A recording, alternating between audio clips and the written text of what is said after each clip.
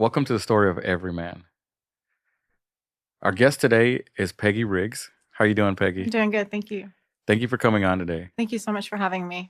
So, I brought you on because you're one of the authors in Trinity's book. Mhm. What's the title of the book that you're in? Armor of Light. Armor of Light. hmm Okay. Do you carry certain chapters in that book, or Yes, sir. I'm chapter 2. is there a title to There that aren't. book? They're just chapters. They're just each person has a chapter, and Okay. so it's just numbers. How many words did you end up writing? I think the minimum was 5,000, and I wrote like 5,125. Do you feel like you said everything you needed to in those 5,000 words? Mm. I got a lot out, Yeah. and I focused on certain things to start out with, and then I talked a lot about trials and tribulations, and then I tried to end it with success or successes. So I did get a lot out that a lot of people don't know about. So How did you meet Trinity? there was a lady named Casey Reynolds that did one of these books previously, and I follow her on Facebook. We're friends on Facebook, and she had introduced me, or it inadvertently introduced me to the book, and so I was like, well, I think that's something I want to do, and so I contacted Trinity and was able to be a part of this one. Where do you work? I'm sorry. I work in the acute withdrawal management program. I manage it. So I deal with people that have alcohol and opioid issues. Okay. So we do a 3-day detox, and then I work with them to get them into like a rehab facility, an intensive outpatient, or if they want to go home and do support groups, stuff like that. Do they all have to be local? No, in fact, a lot of them aren't local, that most people come from other areas. Are you licensed, or do you have any licenses? I have a license called a Recovery Support Peer Specialist. Ah, yeah. So it's an RSPS. It's through the state of Texas, and it allows me to work with people in recovery. So I was a mental health peer specialist. So and basically a peer specialist is someone that uses their lived experience to help others. So I worked at Community Health Corps for about 8 years, and then went to EDCATA for about 2 years, and now I've been for almost 2 years. As far as incarceration, I just spent a few nights in jail throughout the years, but I did go into jails when I worked for EDCATA, Okay. and work with the ladies there in Henderson County and Cherokee County. Maybe I don't remember the counties, but I would go in and work with the ladies in the jail. Does your certificate allow you to do any like groups or anything like that? Yeah, I've facilitated groups for as long as I can remember since I've been in. I facilitated a lot of, there was a group called Seeking Safety that Okay. I did for several years. What are you in recovery for? So I am in recovery from alcohol for 22 and a half years. And I had some issues with harder substances that haven't been 22 and a half years per se, but they've been a very long time. So I try to stay away from those substances also. What substances are those? Well, it would be cocaine was Okay. my drug of choice. Yeah. Does So it? Do you have an emotional response whenever you have to say that you used it? I do, because I get every year around, okay, so my sobriety birthday for alcohol is March the 3rd of 2003. And so I felt very hypocritical saying I'm in recovery for 22 and a half years when I've done that in the past 22 years. When you've used cocaine? Yes, Okay. yes. And so I didn't want to be hypocritical to people that say, well, she's not in recovery. She's using other substances. So I struggled the most with alcohol. That's the one that affected my life the most. And so I say I'm clean. Now I say I'm clean from alcohol for 22 and a half years and other substances for just a little bit less than. So In your experience of working with people, did you get the backlash whenever you would say that? Would you occasionally have a person who would say something to you about it? No one ever really said anything. I just felt that in my heart that people that knew that I was doing other things in the past, You kind of personally. I felt hypocritical. That's So I was like, well, I haven't been clean and sober for 22 and a half years. I have from alcohol, but not from all substances. How many years would you say that you have been clean of other substances? I really don't know, to be honest with you. I can't even remember the last time I did anything. So when I would teach groups, because it's crazy how I teach groups, I would say, was it 1 year, 5 years, 100 years? How many years? Because it's somewhere in between that. Like, Which one would we shoot for? Like, which one's most realistic? I don't. Because you're not going to hit it right on, right? No, no. If you were to give it a number, what would you say? A few years. A few years. Okay. Yeah. Okay. Well, that's good. Congratulations, Thank first you. of all. Thank you. That's great. I'm glad that you're doing that well. Thank you. Did you go through? Do you feel like you went through a lot of mental health Yes, crisis? sir. Yes, sir. I started with mental health issues as a freshman, roughly in college, and was diagnosed as a senior in college with OCD and depression. Okay. And then as the years went on, I was diagnosed with bipolar disorder, anxiety. It'd be easier to tell you what I don't have than what I have been diagnosed with. Oh, you just say with multiple multiple things, yes. Which is fine. Yes, You know, not everybody has to know exactly. But, no. So you said that was it onset in high school, or did you just recognize you had issues? Do you feel like they maybe were around before Yes, I think they started when I started drinking at 17 and getting into trouble in high school my senior year. And then in my formative years in college, I don't know how I made it through, but I went to 5 different colleges. Okay. I graduated in 4 years. Okay, you went to 5 different colleges at the same time? No, one right after the other. Okay. So I started at Kilgore College. And then I went to SFA with my boyfriend at the time. Okay. And we spent a year there together. And then I was going to major in hospitality. Okay. So we went to Texas Tech and we were there. And then we broke up there. That was my first college boyfriend. And then I took an internship at Disney World in the spring of 1997. And I was there for a little while. I lost my job there. Because of your substance use? Yes, because of substance use. I'm showing up to work late or not showing up at all or showing up inebriated. And and then I finished out school I had to go to Valencia Community College because all my credits didn't transfer. So I spent a year there, and then I was at the University of Central Florida where I graduated from. What was your final degree? Marketing. Marketing? Mm-hmm. Do you have any children? No children. Okay. Married 10 years, but no children. Okay. So let's go back to high school and the beginning of, do you recall the first time you used? I was with my friend Lisa, who's now deceased. And I was 17 and her boyfriend introduced us to beer. And so I started drinking beer. It was my senior year in college. I'm sorry, my senior year in high school. Okay. And then we tried marijuana for the first time. I think homecoming. On that same night? No, homecoming of that year. Okay. So 94. And then I remember our parents came and found us all the group that was together, because nobody went home. And we ended up at my ex-boyfriend's house, and all of our parents showed up. And we were did they know that you had smoked? They knew when they got there. And half of us were drunk and half of us were high. And so our parents came and got us. And so I started at that time. I had the rolling papers from marijuana. And so I started rolling my own cigarettes. So then I started smoking when I was a senior in high school. And I smoked for 20 years. Cigarettes? Cigarettes for 20 years until I went into a rehabilitation facility for mental health when I was 32. And they didn't allow smoking. Okay. And so I was on the patch for about 6 weeks. Okay. And so I quit smoking then. Was that the first time you ever tried, or did you just like... you had to, so hey, I'll just stay off. I think I was just like, yeah, I had to. And so I was like, I think I'm just going to just quit this vice right now. And it was hard. I mean, it took me 6 weeks in the rehabilitation. It was actually 3 rehabilitation facilities, 2 weeks, 2 weeks, and 2 weeks. And all of them were non-smoking. So I was on the patch for 6 weeks, and I finally got off cigarettes, and I haven't smoked since then. What would be the biggest benefit you would say of not smoking?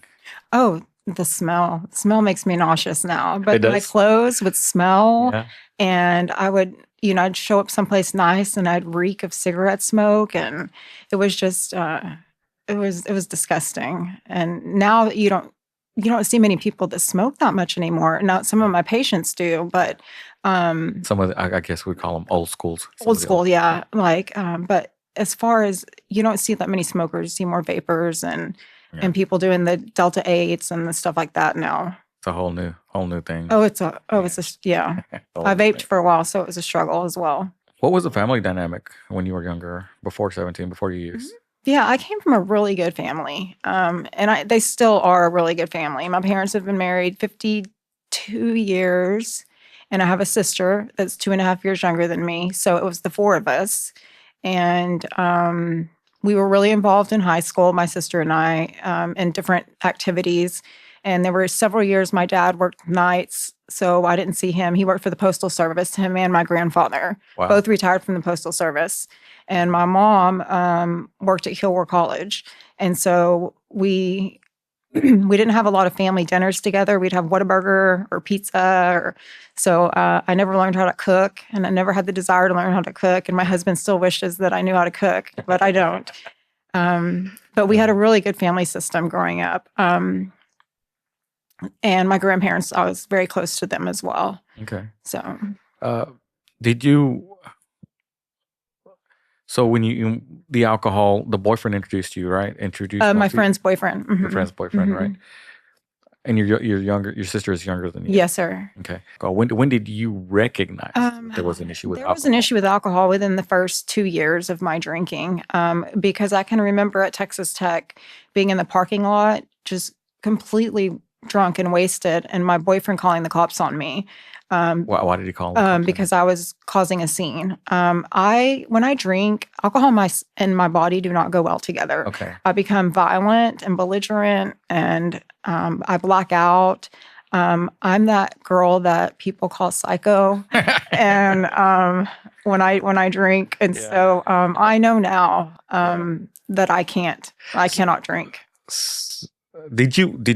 When people would did anyone ever tell you that? Like, oh yes, yes. Okay. You're crazy. You're psycho. Just get away from me. I've lost a lot of friends, a lot of boyfriends because of it. What would you tell yourself when people would tell you that?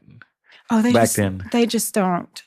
They just don't understand. I'm dealing with things. I need this. I don't. Do you believe that part of your mental health status at that time played a role in how you reacted to the I believe alcohol? so. I think I drank because I wanted to fit in. Because when I drank, I was the life of the party. I would dance. I would talk to anybody and everybody, and I'm really, really an introvert. Okay. Good. I'm not an extrovert, so I have. When you did drink, when I did drink, I was really friendly, really popular, and I'm actually a person that finds it hard to make friends, and maintain friendships and keep friends, and people in general. I always feel that people don't like me, but when I drank, I felt like everybody liked me. Everybody enjoyed being around me, but that wasn't the truth. Tell me about the violent part. I kind of related to Starla in her interview when she said that she was the aggressor. I was an aggressor.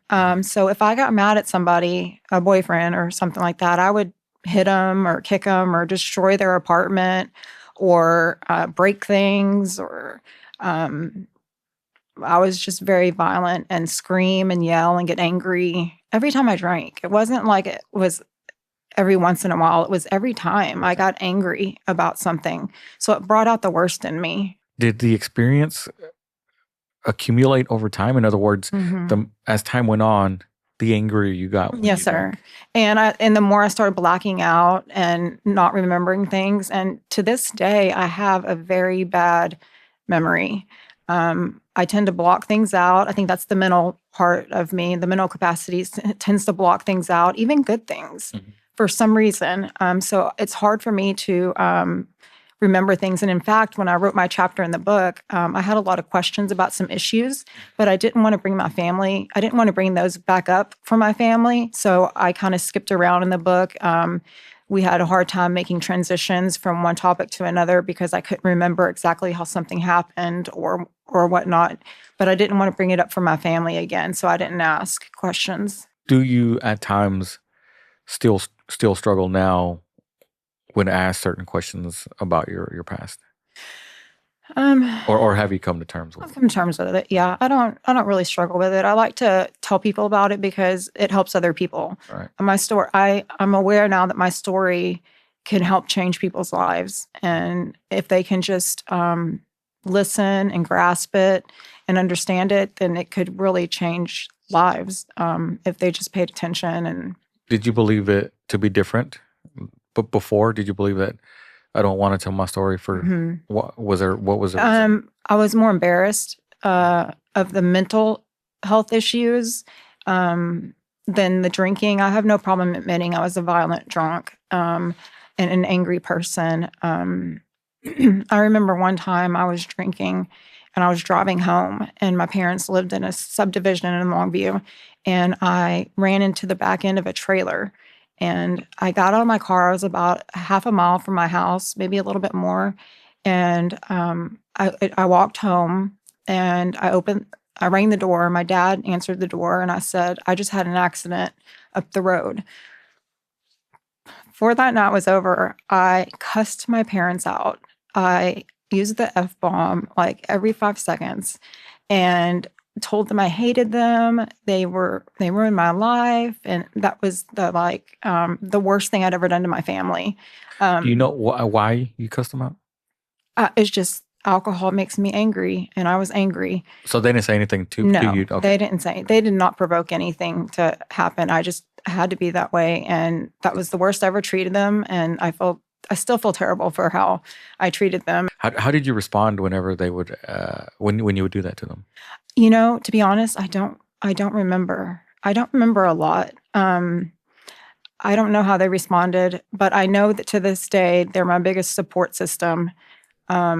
So they obviously responded in a healthy manner, like helped me out. They weren't the ones that got me into rehab. I had an ex-boyfriend that got me into rehab, that helped me get into rehab the first time. He just happened to be around at the time that my parents were like, "You're not coming home," and so I didn't have any place else to go, and he helped me get into a rehab. How would you describe your mother and your father, and how would you describe them, They're very supportive. like personality wise? Well, my mom can be critical sometimes, but she just wants me to make the best decisions. She tries to influence my life some so that I make the right decisions. My dad is a very jovial person. He's a very sacrificial person. He would do anything for his daughters and his wife, and does. My mom is more my backbone. Like I call her every morning at 8 o'clock.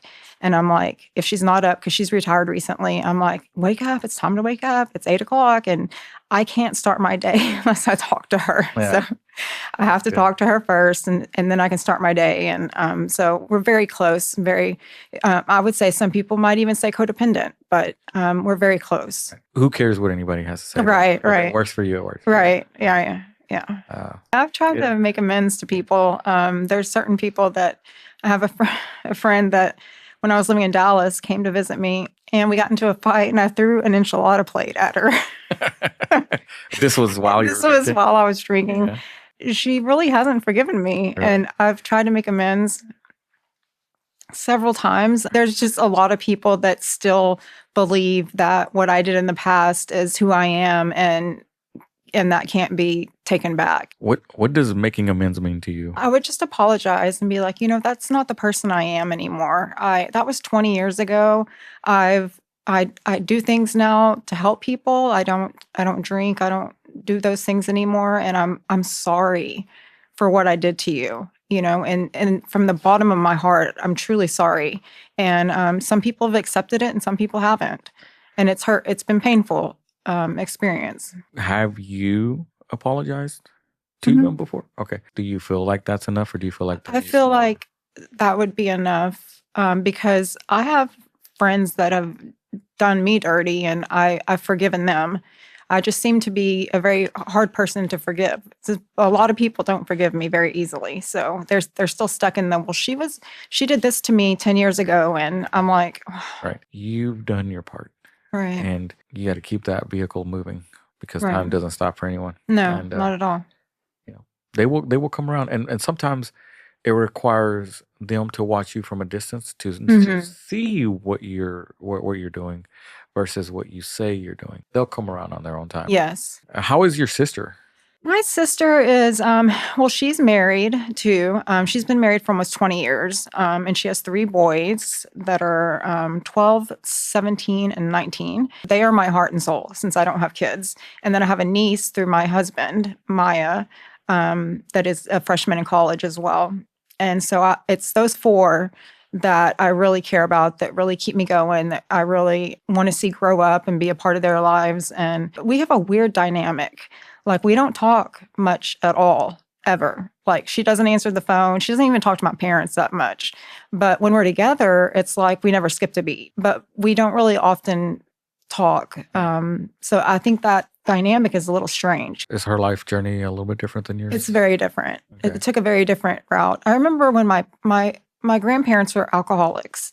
And my dad and my mom, who don't drink, would tell us when we were growing up, if you drink, you could become an alcoholic. That's a possibility because of the heredity of it. And I was like, whatever, whatever. And it happened to me. It did not happen to her. She doesn't drink that often. Do you think she naturally didn't want to drink, or did she use you as an example? No, she was more of a, she naturally just didn't want to do it, wasn't interested in that, was more into sports and other things like that could have really impacted her if she had started that journey. I remember I gave her first drink. How old was she? I was in my early 20s, so she was 2 years behind me. Okay. And I remember we went to Clearwater Beach because I lived in Orlando, and she had come to visit, and I bought a bottle of champagne, and I wanted her to drink some. And at that point, she had never had a drink of alcohol before. And so she drank it, and she didn't like it. Now she drinks occasionally. You were how old whenever you started? 17 when I started drinking. And I think probably around 18 or 19, I realized it was an issue, but I didn't care. Okay. I was having too much fun, Okay. drinking and having a good time. And at 26, though, is when I got sober. So I like to say I retired early. During that time, during your drinking time, did you get arrested? I did. I got arrested I had an accident on I-20. I went off the road and the police were called. They arrested me and put me in jail. And fortunately, they just gave me a PI instead of a DUI or a DWI. The other time when I was in the neighborhood and ran into that trailer. Were you arrested that night? No, I did not go to jail. Oh, were the police called? No. I meant to ask you that earlier. How did that work out? We told them I dropped my hamburger and I ran to the train. You should love your parents for that. I know. Did they play along with that? I think so. That I can't remember, but They did. They had to have had. Yeah. And then a third time when I was on my way to rehab, they were going to pick me up at the Kilgore College Longview campus. And you were acting up on campus? No, they were the rehab was going to pick me up there and take me to rehab. Okay. And I rear-ended someone and left because that day? Yeah, that day on the way there because I didn't know that I had rear-ended them. Yeah. They called the police. They found my car. They called my parents. They found me at rehab. They called the rehab facility and did a little interview and decided that they would not press charges because, they did. They wouldn't press charges against me because I was in rehab, but I did get sued by those people that I hit and was out a little bit of money. So you go to rehab. Mm-hmm.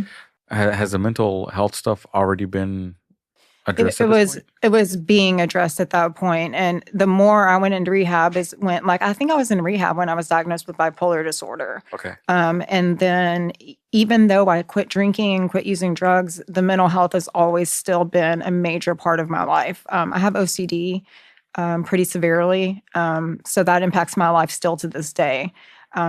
So I see a psychiatrist on a regular basis, and I see a therapist on a regular basis, and we try to work through things. But it's difficult because, like I said, I don't remember a lot of things. I think what happened was when I was a child, starting at the age of 4 or 5, I went to church, and the church that I went to, I was one of the few people from my school. Most of the girls were from Longview School, and I went to Pine Tree. And I was an outcast. You were an outcast. I was an outcast at church. Oh, at church. At church. For as long as I can remember. And I was so angry with my parents for making me go every Sunday night, every Wednesday night, every Sunday morning, because I didn't fit in with anybody there. And What religion was it? Baptist. Baptist. And that started my initial not ever wanting to go to church again. So when I got out of high school, I've just recently started going back to church because I'm realizing now it's not the church, it was the people in it. Right. And I was angry with God for putting me in that position at such a young age, and never made friends. So once I started drinking and became the life of the party, I thought that was the solution. That's the way I'm going to be, and that's the way I'm going to make friends and stuff. So it started out when I was really young at church, just being an outcast and stuff like that from the other kids. Still carries on to this day. I still feel like I don't fit in many groups. So I have my few close friends that I work very hard to keep that relationship going and maintain those relationships. Is it you or is it? It's me. It's always like, well, am I doing something wrong that they don't like, or am I going to do something that's going to upset them? Is that something that's constantly in my head? Mm-hmm. Okay. Like we had an issue with our neighbors who used to be our best friends. A couple things happened. A tree fell in their driveway, and we did not assist them in picking it up. And then our dogs were barking loudly, and it upset them. And our friendship is been ruined because of it. To this day, people still will find reasons to get upset with me and not forgive me. And I'm like, we did everything that we could in that situation. I wanted to ask you, when you came in, I noticed that your arms were shaking.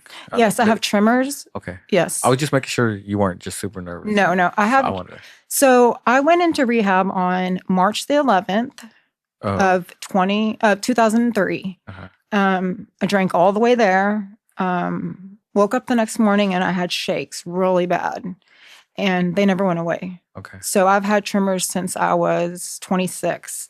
They were so bad at one point that I was able to get on disability. I was on disability for about 20 years. My lips will quiver and my jaws will kind of shake and my hands tremor and stuff. So it's exasperating when I'm nervous or when I'm hot or cold or in a different situation. Do people, or do you, does that affect how you live? Mm-hmm. Okay. People used to mention it all the time, and I was so embarrassed. And I was like, well, I have tremors. And I even had a lady approach me one time at Target with a glass of orange juice. And she's like, this is for you because it looks like you're going into a diabetic situation. And I was like, no, I just have tremors. Now I tell people a lot ahead of time because I don't want them to think that I'm nervous. Or like if I go in to meet a patient and I have tremors for whatever reason that day, I'm like, well, I have tremors but I don't want to tell them that they started when I quit drinking because I don't want them to think it's going to happen to them. Yeah. And then they have tremors for the next 20 years. Yeah. Did a doctor ever address that or tell you? Yes, sir. Dr. Hamer, I saw him for several years and they just labeled them essential tremors because they couldn't find the reason. I did go through a lot of tests. One thing that I do address that in my book or in my chapter is conversion disorder. Are you familiar with that? I think so. It's a physical manifestation of your inner stress. Okay. And so I dealt with that around 2011, 2012, where I had seizures. Okay. And so I had to go to several hospitals, and we discovered they were non-epileptic seizures. My mind was just, and my body was just failing me. And I would get stressed out, and it would just have non-epileptic seizures. What was it called, though? What were they It's called conversion disorder. Okay, conversion disorder. Would they be debilitating? Would they yes. be to a degree where debilitating, yes. I would have up to, I think in the final months that I had them, up to 30 a day. Oh, wow. Yeah, 25 a day. Did they put you in a wheelchair or anything like that? Oh, I had to be in a wheelchair several times. Not permanently, but going from a facility or going into a facility where I couldn't walk. So I went to several different hospitals. And then I went to a hospital in Tulsa, Oklahoma that I'd been to before for mental health. And the doctor told me that it was conversion disorder. And in other words, it was something that I had to fix from the inside out. I was going to have to be no medical benefits. Nothing medical could What's stop gonna it. fix it, right? Okay. So it had to be me. And so that's when I started thinking, oh my gosh, like I'm responsible for my health, my stress. I have to keep it at a level that it's bearable. And so I ended up at a hospital in Shreveport called Brentwood. And I'd been there before too.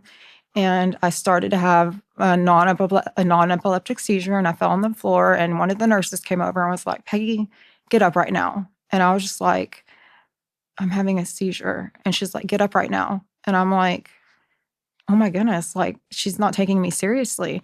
And she's like, "If you don't get up right now, I'm going to put you on the floor where they drool." And I'm like, I was like, "Oh my gosh. Oh my gosh. Like, I don't want to go to that floor where they drool." I know. So okay, hold on. Yeah. You're for the most part conscious during the seizure? During that one I was. Okay, during that one, but not all the time. Not all the time, Okay. no. So that one was, and you were hearing, and you I was hearing you were her. able to tell her that you were having a seizure. I was telling her, "Don't you see what's happening?" And she was like, "Get up." And Was she standing right over she was you? standing right over me. And I got up and I went over and I Like, was you just literally got up like, off the I floor. stopped shaking, stopped trembling, got up, and then I went and had a conversation with her. And she told me, "You have to, you have to learn to control this." And so this lady saved my life, basically. I was about to say, Yeah. is that it literally? Did you know her before that? No. It's. She Did she know that you had conversion disorder? Yeah, no, she knew that they were non-epileptic seizures. Okay. She just wasn't going to put up with it. She just was not going to have any of it on her floor. And yeah, and so I had a few within the next few years, but that really stopped everything when I learned that I can stop these and I can prevent these. So, did you have more after that? Yes, I did. But you were. But I could tell when they were coming on, so I would take precautions. I would lay down, or I would remove myself from the situation, or I would tell my husband, who wasn't my husband at the time, I think I'm fixing to have an episode, is what we called them. And so we would calm down. We would get as peaceful and as quiet as it could. And Were you getting to a point where you could, like, yeah, what do you call it? Prevent them? Mm-hmm. I was getting to that point. I just learned I had to manage my stress. So I eliminated things that stressed me out a lot, including positions at work or jobs or stuff that stressed me out. And then does the possibility of those affect your career path? Not anymore, but I do fear that if it ever gets to that point again, that could happen. And that was the worst time in my life. I developed sensory deprivation disorder, undiagnosed, where I remember laying on my parents' couch with headphones that block out the noise canceling headphones, and then something over my face so that I couldn't see the light, because the noise and the light irritated me really bad. And I'm still at that point. Like, I can't stand loud noises or bright lights and stuff like that. So that still kind of hinders me, but it doesn't prevent me from carrying on with life. Okay. How many times total have you been arrested in your life? And you said Three or four. And you said I was arrested when I was 18 in April. Okay, I turned 18 in February of 95. In April, I was arrested for shoplifting. Okay. Were you drunk at the time? I don't know, to be honest with you. I don't know if I was or not. You don't remember that? Okay. It was at Dillard's, and I had stuck a shirt in my shirt, and they had just started like counting hangers. And the lady caught me. I was with a friend, and so we got arrested. And you only recall that because you were arrested. You don't recall it from the actual event. No, I know that it happened. Yeah, but you don't recall it. I don't really recall it. I do recall being in the room, in the back room of Dillard's, telling them like, "Hey, listen, I'm going to college. This is not who I am. I'm making something of myself. I come from a good family." And I think I ended up having to pay a fine or something. But it is on my arrest record. It is on my record still that I was arrested at 18. And Dillard's banned me from coming in there for a year. Okay. And then about 7 months after I did it, I went in with my grandmother. And I thought, for sure, if I'm with my grandmother, I'll be fine. But one of the girls recognized me and they told us to leave. Yeah. And so How did your grandmother take that?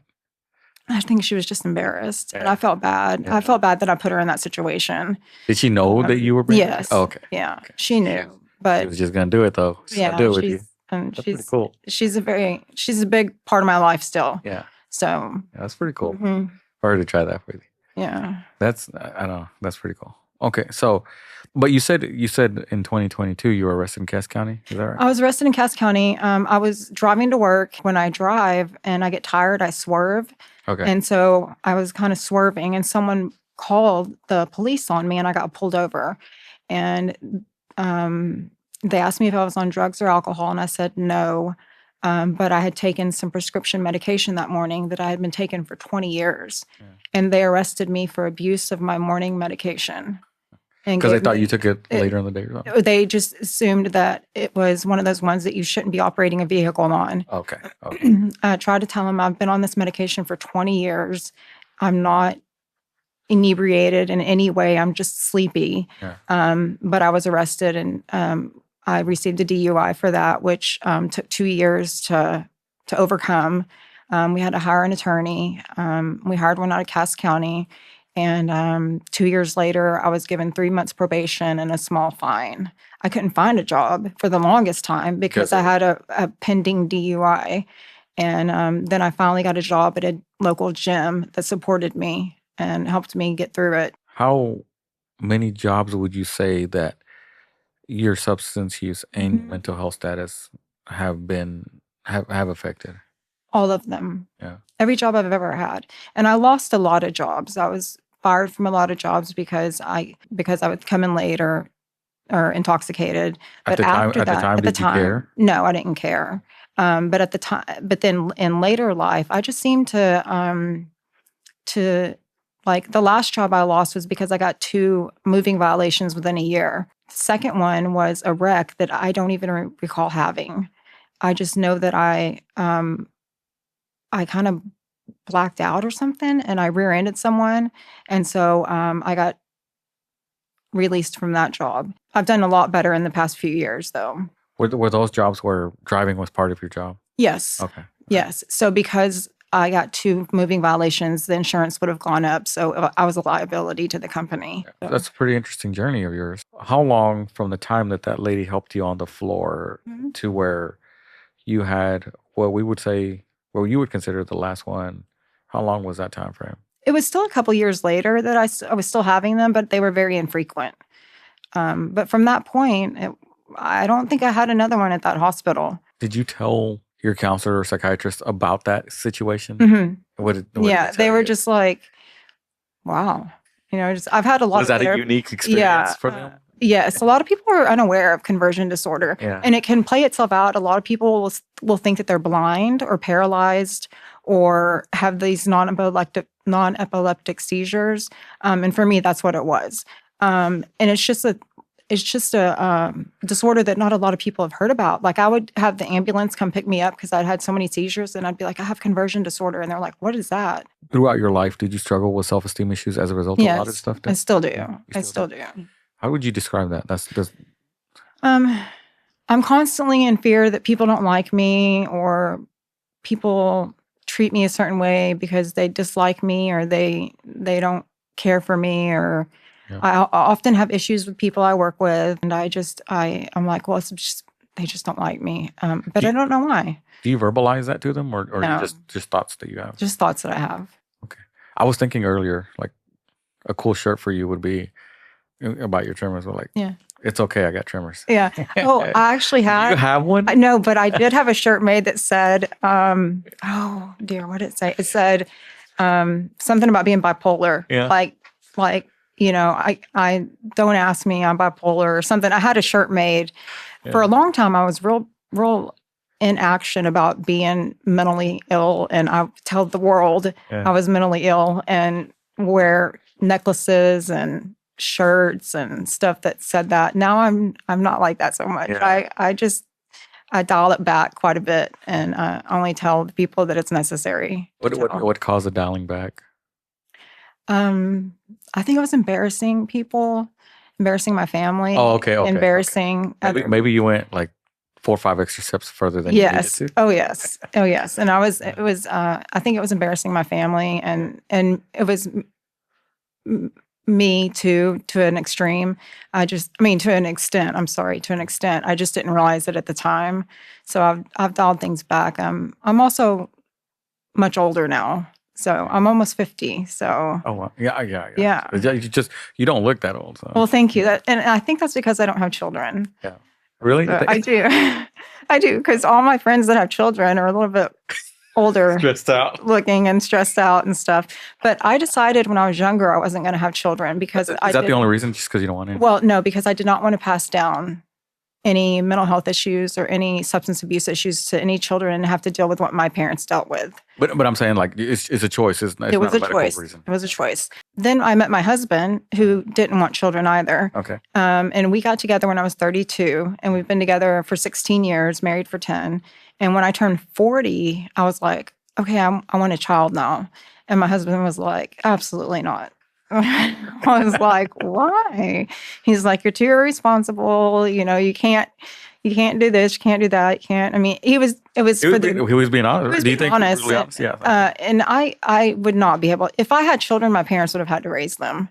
I'm just not capable of I love your honesty that. about it. I believe that, there's a lot of people that they don't consider that decision a lot more like you do, like you did.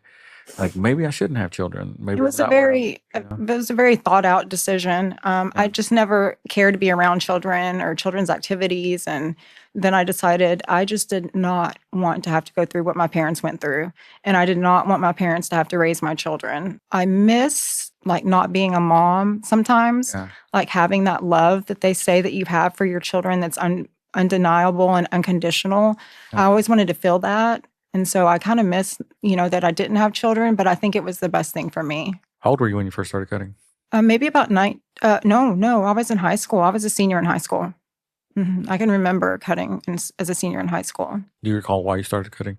I wanted to feel something. I just wanted to feel something. Did you just do your arms? Did you do your legs? I did my arms, I still have some scars. So right here and right here on both arms. About how old were you when you stopped? I think I can remember in my 30s, in my early 30s. I have a shopping addiction that I'm trying to deal with right now. I've gone into debt several times because of it. I've gotten out of debt because of other people's assistance. But it's getting to a point where my husband is upset with me now because my spending is out of control, and it's starting to affect him because I run out of money before every paycheck and I have to borrow money from him. We have separate bank accounts, which at first off is like, that's not right. We're married. We should have the same bank account. But now I understand why. Yeah. I would bleed us dry. My house looks like a department store. Okay. It looks like a Ross's where everything's thrown around and stuff. That's what it looks like. So I don't have people come over very often, but I have been in the process of talking to some friends lately about having someone. I don't let people into my house very often. For that reason? For that reason. It's just real messy, and the dogs have messed it up a little bit. It was a beautiful home when we moved in. The cocaine. How did that come a part of your life? I was living in Florida, and I had met someone that had some, and I tried it, and I really liked it. I've tried about every drug that you can try. I never got the feeling from it that I got from that drug. And so I just really liked the feeling I got from it. Not any other drug, really. I can't handle marijuana. I become paranoid and really, I call it stupid. I become stupid. I say things that I don't know what I'm saying on marijuana, that I don't know what I'm saying and stuff. So I don't do any of that, and I haven't done that for a while. But with the cocaine, it was more of the feeling I got from it.